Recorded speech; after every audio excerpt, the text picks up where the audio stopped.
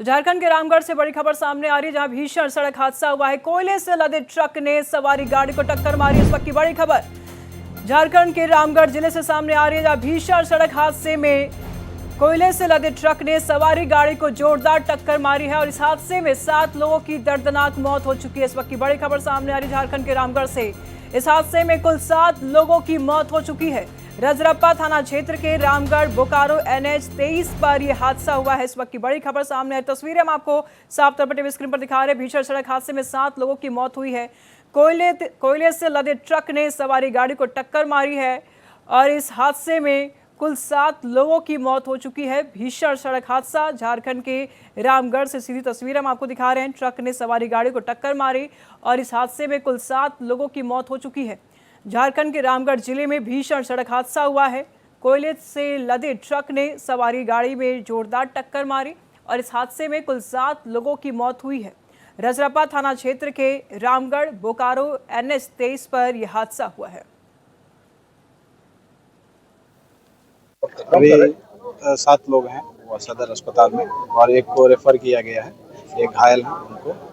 और यहाँ पे अभी हम लोग सुचारू कर रहे हैं। यहाँ पे भी जो जितने पब्लिक थे, जो उनके डिमांड्स है उनको भी सुना गया है और यहाँ पे हम लोग अभी तत्काल जो है वो करके स्लाइडिंग बैरियर्स वगैरह दे करके और जो कंसर्न डिपार्टमेंट है उसको हम लोग लिख देंगे लाइट वगैरह के लिए, कैमराज वगैरह के लिए। और जो ब्रेकर वगैरह की जो मांग है उन सब चीज़ों पर हम लोग कंसर्न डिपार्टमेंट के लिए पर तत्काल स्पीड को थोड़ा सा नियंत्रित करने के लिए हम लोग स्लाइडिंग बैरियर को यथाशीघ्र यहाँ पे डलवा दें। तमाम जानकारी के लिए रामगढ़ से हमारे सहयोगी मधुकर आनंद इस वक्त हमारे साथ बने हुए हैं। 7 लोगों की मौत हुई है। मधुकर, इस हादसे में क्या कुछ जानकारी सामने आ रही है? पुलिस क्या कुछ एक्शन ले रही है? देखिए निश्चित, ये जो पूरा मामला है, ये जिस तरह से NH पर दुर्घटनाएं होती हैं और ये जो स्पॉट है इसके बारे में और भी एक बात मैं बता दूं कि हर 2-3 दिन में यहाँ कोई ना कोई दुर्घटना होती है। अभी 2 दिन पहले भी हुई थी। अर्जुन नेता का बयान भी लगातार आ रहा है और जो आसपास के ग्रामीण है, क्योंकि ये बाजार का बुध बाजार यहाँ लगता है, मतलब बुधवार को यहाँ ग्रामीण इलाकों के लोग हाट में आते हैं, बाजार करने के लिए आते हैं। तो वैसी परिस्थिति में भीड़ काफी अधिक होती है।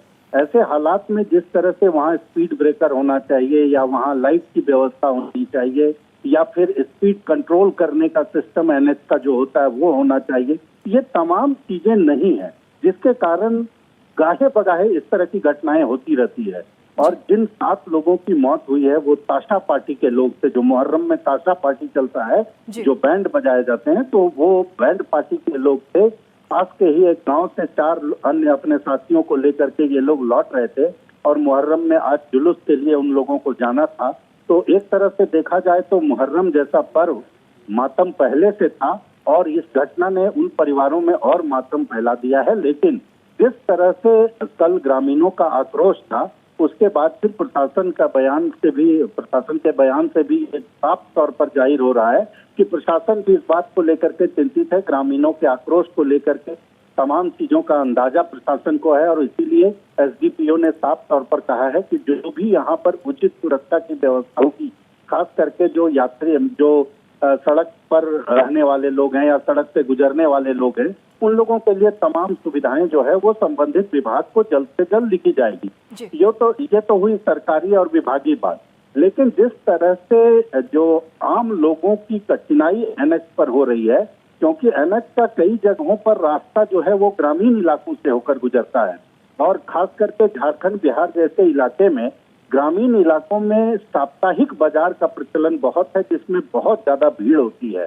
तो इन चीजों को प्रशासन को NH देखना चाहिए कि कम से कम भीड़ वाली जगह पर सुरक्षा के माकूल और साथ चौबंद इंतजाम किए जाएं, जो नहीं है। और इसी कारण महीने में 4-5 बड़ा हादसा हो जाता है, 4 छोटे। बिल्कुल मधुकर, नजर बनाए रखिएगा। लगातार हम आपसे जानकारी लेते रहेंगे। फिलहाल बहुत बहुत शुक्रिया तमाम जानकारियों के लिए।